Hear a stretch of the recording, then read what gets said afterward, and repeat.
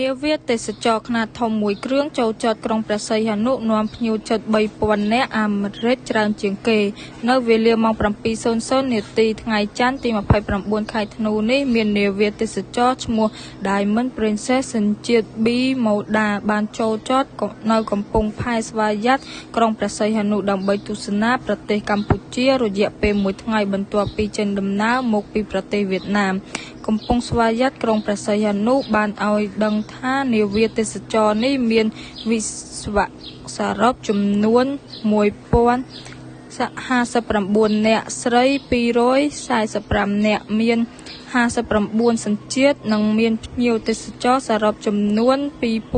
2850 នាក់ស្រី 1566 នាក់មាន